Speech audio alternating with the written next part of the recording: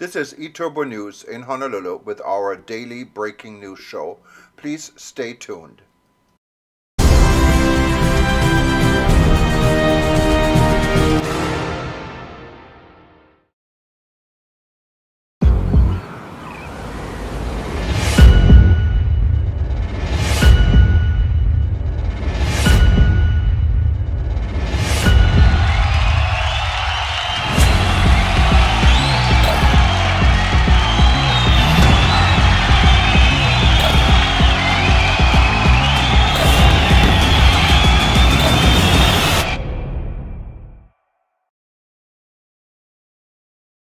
Aloha and good afternoon. My name is Jürgen Steinmetz, joining you from eTurbo News and Breaking News Show. Today, I'm here in beautiful Honolulu, a little bit of a cloudy day, and my partner, Dr. Peter Tarlow, is joining us from his home, what is College Station, Texas. And how's everything in College Station, Peter, today? Well, College Station Day is having a beautiful day. It's about 80 degrees or about 26 degrees on the Celsius scale. It is blue sky. We were having blue skies. So it's a really lovely day in College Station, a great day to take a walk before the heat of the summer comes. So this is springtime in Texas. And by the way, this is a time when all the wildflowers are out. And that means you see fields of blue and yellow and orange and just it's beautiful to drive along the highways in Texas during the springtime. It's just a beautiful experience. How So far are you from College Station? From the next major city is Houston, isn't it?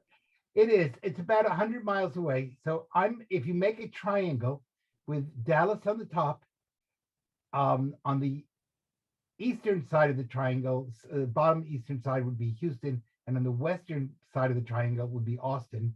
So Dallas, Austin, and Houston. I'd be right in the middle of the triangle, about 200 miles south of Dallas, 100 miles northeast of Austin, and 100 miles northwest of Houston. So equally inaccessible to all three major cities. You can afford the gas. No, yet here gas, well, gas luckily is not too bad. It's running about $3.70 a gallon, which is a lot cheaper than a lot of other places. But it's still very expensive for us. Last year at this time, it was under $2 a gallon. So it's jumped from almost from $2 to 3.70 is quite a big jump. No, it's an amazing. I can tell you here in Hawaii, we're hitting $6 on a gallon of gas. Yes. Very soon we're at five something, Yes. and I it believe is in, a big difference. in California, I think they're at 7, moving towards $8 a gallon. So Wow. so it's a good thing the people in Hawaii and California are very rich. They can afford the gas. Well, definitely beer these days is and wine might be cheaper than gas. But I don't think you can run a car on beer and wine, can you? Probably not. What about vodka? That would work, except you probably can't do it because of the sanctions. Oh, I'm not talking about Russian vodka. So Okay? You'd have to get you can import the second largest producer of vodka is Israel, I believe. So you could import the vodka from Israel. there you go. There you go. It's kosher vodka, so it'll even be better.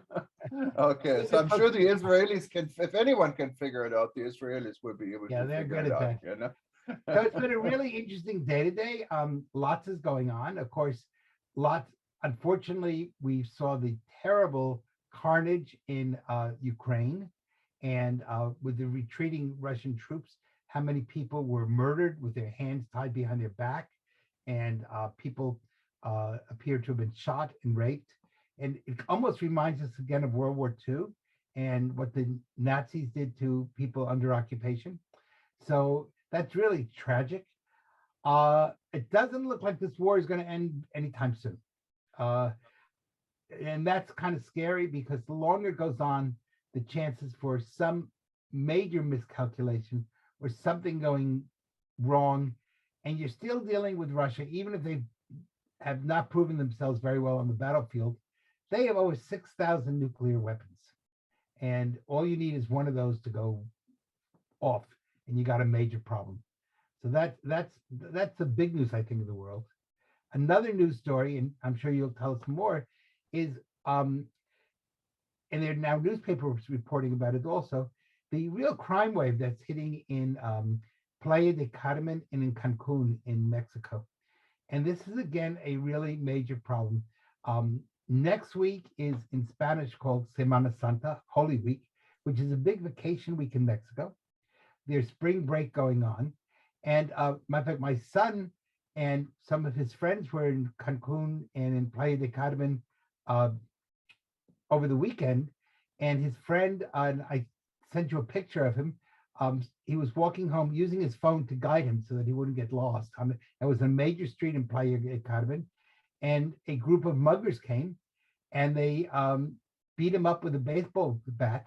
They put him into. He ended up being left on. He couldn't walk. Was left on the sidewalk, and a police officer eventually found him. They brought him to a hospital, where no one spoke English, which is again shocking in a place such as Playa de Carmen. And luckily, my son was able to get to the hospital and translate, so that helped. But there's been a lot of news about not only the cartels, which of course are always bad, but the fact that just people going out and robbing phones or whatever it happened to be, and that's really taking the charm of Cancun away. And that will be a really destructive thing, not only for tourism on the Mexican Caribbean, but really for Mexico as a country, it'll become a black eye. So hopefully the Mexicans will be able to really get a national tourism police off the ground, doing something that will reverse this negativity. And just putting soldiers on the beach is really not quite the way to do it. So those are really two big stories that are Yeah, taking. and Peter, I think what really looking at the situation in Mexico, Mexico is not alone. It looks like property crime, even violent property crime, is on the rise, and that it may very well have to do with the economic situations, not necessarily here, but anywhere in the world because of COVID. Don't you think that is kind of related? No, not really. Violence in Mexico has been long before COVID and long after. The other thing is, interestingly enough, every sociological study shows that poverty does not necessarily increase violence. What does increase violence is lack of ethics and the belief that your property is my property. There are lots of poor people in the world who are, including in Mexico, who are wonderful people. And if poverty increased violence, then you would be expecting everyone who's poor to be violent, and that's just not true. So there, and you can go to countries with lots of poverty, such as Nepal, and they don't have that type of violence. So I think there are other issues we need to look at. It's an easy question to say, an easy answer to say it's poverty, but we have no data to back that up. That's just a hypothesis. The data seems to go the other way. And of course, statistically, if you can find one exception to the rule is falsified. So there are lots of places where poor countries in the world don't have that type of violence. It is. I just find it strange because you can really hear news not only from Mexico, from many different parts of the world. At least property crime seems to be on the up. Yes, maybe not necessarily the violent part, but the violent part could easily come with this, because I think when I met you many years ago in one of your lectures on how to react when you get into a situation that someone wants to rob you, I think you always told everyone just either act crazy, but don't resist, right? That's right. Yes. In the case of my my son's friend, he did make a mistake, and that is they wanted to steal his phone and he wouldn't give it to them. He decided to resist, and they had a baseball bat, and they started and no matter how strong you are, 2 or 3 men can always overwhelm one man. And then they started beating him with a baseball bat. So they broke his leg. He ended up in the hospital. He has facial damage. And, no one should steal your phone, but a phone is not worth your life. Now, did this happen in a lighted area? An on one of the main streets. And from what I understand, I don't have all the data, but from what I understand, it was on a main tourist drag in Playa de Carmen. I've since learned that many of the Mexicans don't call it Playa de Carmen, which would be Carmen's Beach in English, but they call it Playa de Crimen, which is a play on words meaning crime beach. So obviously this is happening to more than one person if it's got the nickname Playa de Crimen. But how can this happen in open daylight? You hear so many stories these I days don't that think it was daylight. Texas. I think it was in the evening. I think it was after Okay. dark. Um, but I think that but you know what? In a tourism place like Playa de Carmen, you're gonna have people out all night long because it's a lot of nightclubs, there's bars and things like that. And the real issue, and I think your question's a very good one, is where were the police? Why aren't these places better patrolled?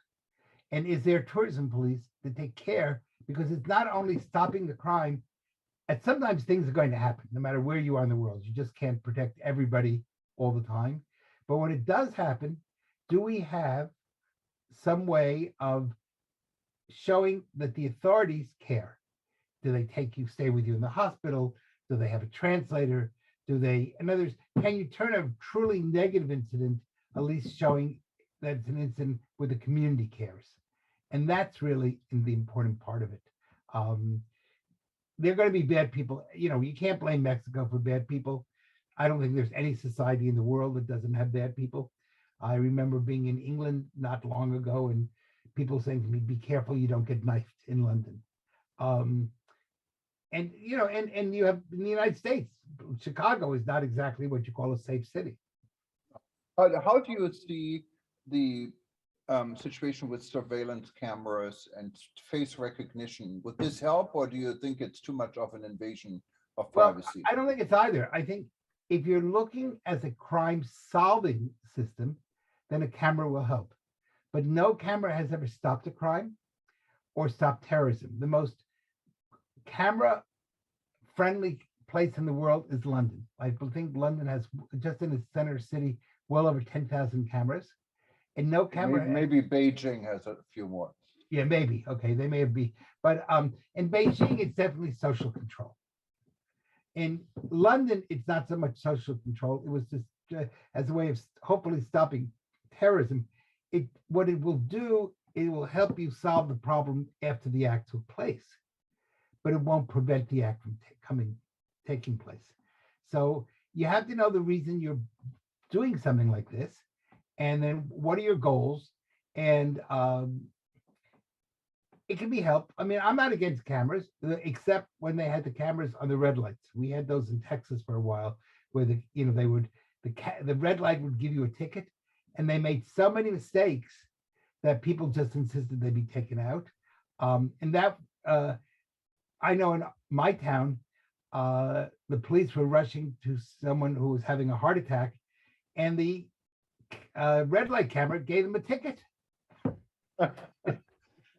How discouraging would it be, you think, for a destination to up the penalty for crimes in tourist zones or on tourists compared to that's a very locals? smart move. And the first people to do that was in Aruba. And so just like we have in the United States, what we call hate crimes, right? So that if you're a protected minority and someone does something to you, it's a bigger fine or a bigger jail sentence or whatever the penalty happens to be. And Aruba says their number one group of people they have to protect is visitors. So if you attack a visitor, let's say it's a $500 fine for doing something. If it's found that you did it to a visitor, it's $1,000 or whatever. Now there's a crime against a visitor is much more severe, especially in tourist zones. And that has done a lot to help. That is a much more productive methodology than a camera, because people know there'll be a consequence for their action. And that's part of, that's a sanction. The whole purpose of a sanction, a fine is just another word for sanction. And the whole purpose of a sanction is to stop something from happening. In the case of crime, or stop something from happening in case of an invasion. But that's the reason why you put sanctions on. And yeah, I think your idea, which is already exists in other parts of the world, is a really smart idea. It does a lot of good. And I think with the camera combined, maybe this could be the winning combination. It could, I mean, if you look at face recognition, maybe there could be a warrant issued, like, when your authorities yeah, search it, your there's- house, you need a warrant. So maybe there could be a warrant to turn yeah. on face recognition. Yeah. Of course, Um, the big problem with masks, it's very hard to do facial recognition. of And course, also, if but you if you see mask- someone with a mask coming close to you, you're not just going to go towards that person no, either. but in a lot of places during COVID, we were all in masks. Yes, So, that is I definitely. mean, one of the jokes was that 2 years ago, 3 years ago, it was illegal to walk into a bank with a mask on. Last year, it was illegal to walk into a bank without a mask on. You couldn't even have sunglasses on here in Hawaii, Yeah, I know, according to the Yes, bank. so they did it. But anyway, that's kind of a interesting concept. In the end, I don't think anything that's as really good is having a good tourism police. I think tools are tools, but you need people to be able to make those tools work. And without a good tourism police, you don't have a sense of camaraderie. And tourism is all about interaction between people. So a good tourism police is able to comfort you. A camera cannot put its arm around you and say, it's okay, let me take care of you, or what other problems you have. A tourism police officer can do that. Yeah, definitely tourism police, I think, is important. Also, there are so many cultural differences between tourists and Yes. locals. I can tell you a case here in Hawaii when I served on the US Department of Commerce Export Council. And we deal with tourism exports, what is international tourism Yes. visitors. We had a case, and I was called to see if I can help for some young Germans. They went to Waikiki Beach, 18 years and 19, a young couple, 18, 19 years old, and they both got arrested for drinking a Heineken on the beach. And it was so severe for local law.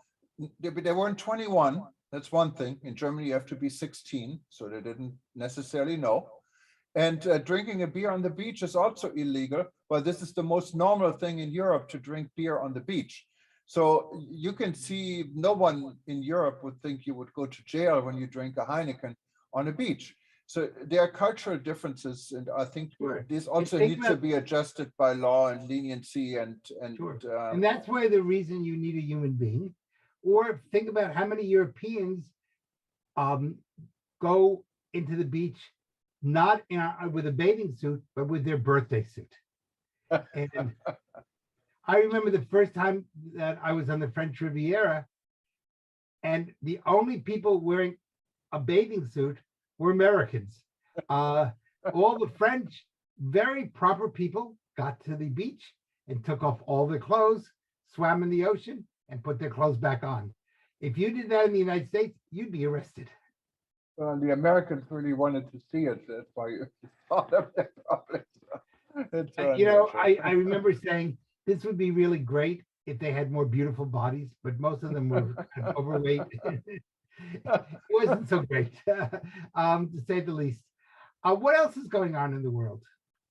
Well, when talking about tourism, talking about responsible tourism, there seems to be a trend out there, specifically among island territories and island nations like Barbados, like Palau, where people come to the realization we don't really need the big numbers of tourists, but we want good tourists. We want tourists that spend money here. We want tourists that respect our culture, our tradition, and we want tourists to be part of what we do as a local society. So that seems to be a trend in many parts of the world, even here in Hawaii. The first time we have a native Hawaiian running our tourism board who doesn't think tourism is necessarily a good thing for Hawaii. So with COVID, I think a lot of things are shifting in the world. Yeah, so that's kind of interesting. Hawaii will be a different situation than Barbados or Palau because it's not an independent country. They can only do so many laws, but they can't prevent Americans from coming into Hawaii. It's Not their own yet, no. country. Now, if Hawaii wants to become an independent country, it could do that. But I think People don't want that. yeah, but I think that would be the end of the Hawaiian economy, and probably the islands would sink. But Barbados is an independent country. Matter of fact, it recently became, it separated itself from the Commonwealth. So it's no longer interconnected with the Commonwealth. And Papua, I think is part of micro in, No, it's independent. it's, Palau it was actually a US territory at some time. I remember when I was there in the 80s, it was a US like Guam, but now it's an independent country. Actually, US has an embassy there. And yeah, they make their own rules and they charge $100 visa fee for anyone, no matter what citizenship you have, if you wanted to come there as a tourist. sure, okay. So, you think about that, you have kind of landing fees on cruises.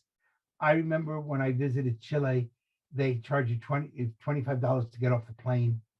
Um, so I guess my number one objection would be if they don't tell you before you go, or if they ask you for only cash. That would be a little bit of a problem because most people today live in a cashless society.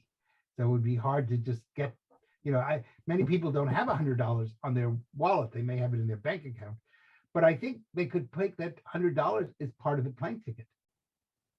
No, and I agree with you. And I'm glad you brought this up with cash because there are many countries, and I was in a situation like this actually before in an African country, so I don't want to name where it is, but it was a nightmare. I didn't have $100 on me in cash, and the only way to pay a visa fee was cash. Yeah.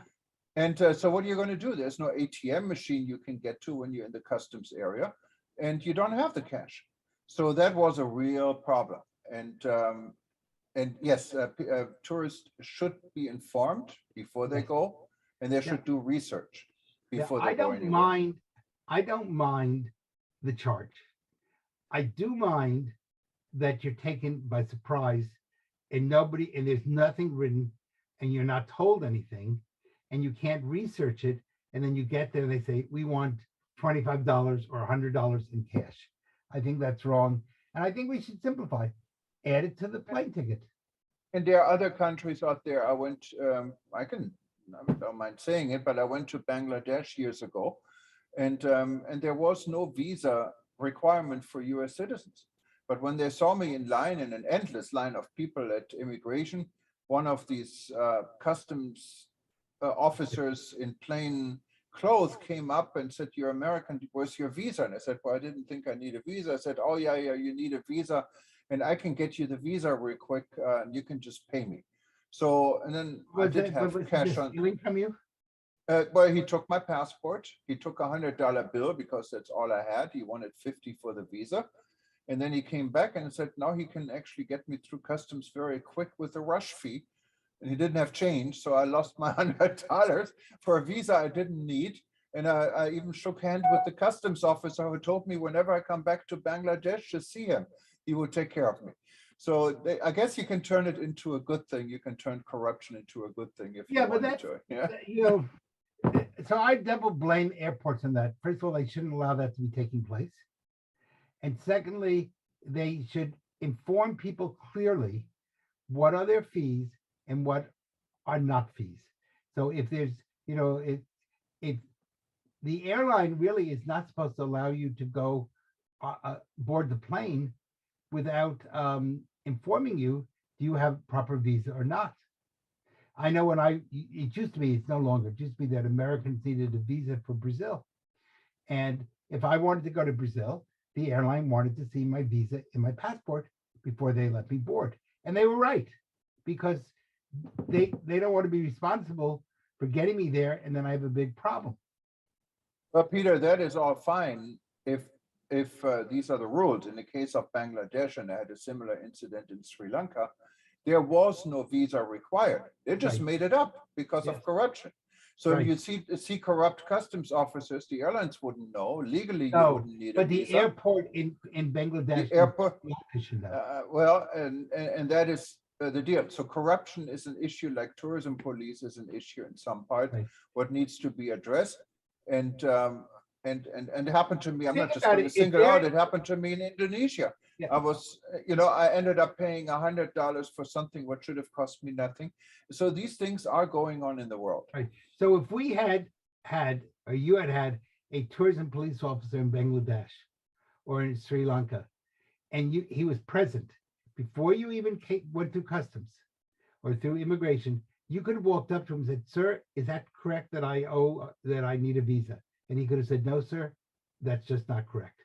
But this is where it's responsibility of the country to be a good host and not allow you to be in that type of corruption. No, absolutely. But when you have police officers, of course, involved in this corruption, you have customs officers, Yes, then it and that's becomes one a of the different reasons why we have to have stage. clean police Yeah. and police who are not corrupt. And these are the little things that destroy tourism. Absolutely. And so tourism to be successful has got to be an honest industry.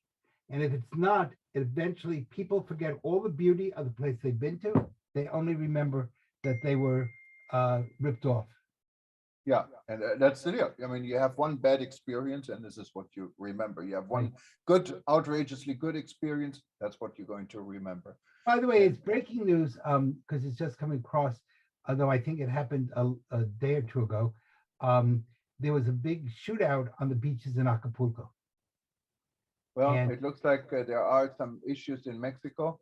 Let's let's hope. But it's a wonderful country. I mean, I love to go to It's a wonderful Mexico. It's so But it the doesn't food is appear- good, and it's life but it action doesn't- everywhere. Yes, but I don't think, but it's very discouraging when you have a shootout on the beach, on a beach community. Definitely, you don't want this. You rather play It- basketball or Yeah, playing volleyball on the beach is much better volleyball. It's definitely than better. ducking Yes, bullets. absolutely. Well, I think on that happy note, let's hope that the world still has some issues. Let's hope that it will get better. I'm just getting a notification that 3 people are dead on the beach in Acapulco. So let's not make this the norm. We don't want any dead people on the No. beach. We don't No. want any dead people in Ukraine. Hopefully let's all work that this world is coming back to normal, because right now I think everyone is going bananas, and this is We not are, good. we're definitely going, and it's not healthy. This is, we feel like we're going so crazy, we're bound to hit a brick wall, because what else can you do? Well, let's pray that when we get back, we have some really good news to report about different types of things. And we can see the world with a smile on our face and see tourism as leading people to happiness rather than worried about if they will be mugged or shot. Yeah, thank you, Peter. And for everyone who's watching us, if you want to watch it again, we usually broadcast it every 2 hours live on eTurbo News, but you can always go to our YouTube channel, and it's linked from eTurbo News and all our websites, and you can see everything we did. And we're in the process. You can take a sneak view already on Breaking News Show, breakingnewsshow.com. It only has 2 shows of us listed and some older ones, but we're going to build this up, and all of our events from now on will also be on Breaking News Show. But it's a beginning of something bigger, hopefully. Yes. But thank you for watching, and thank you for being think part of it. we might want to mention that if other people would like to, from time to time, participate with us, we'd be happy to have guest people on with us. And also, if you have a story that you want us to know about or talk about, we'd be really happy to try to spend some time on a point of interest that would be of value. In the Yeah, and tourism, actually, Peter, we have a website for this where you can actually pitch the story and pitch your idea. If you go to breakingnewseditor.com, breakingnewseditor.com, you find ways of pitching a story to us, and let us know. So we welcome for everyone to be part of our reporting. all right, Absolutely. so breakingnewseditor.com.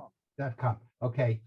Or So- you can click on any of our websites on submit a story, and it will automatically get you that. Or just write to us, but whatever way you get. to Yeah, us. but we rather have you go to the But- because there's but so let many us know. options. If there's a topic Yes. you'd like to discuss, just let us know, and if we can't do it, we'll make it up. But Yeah. but it'll be entertaining no matter what. All Absolutely. right. All right, Have a Peter. Good evening. You take Bye-bye. care. Thank you. Bye-bye.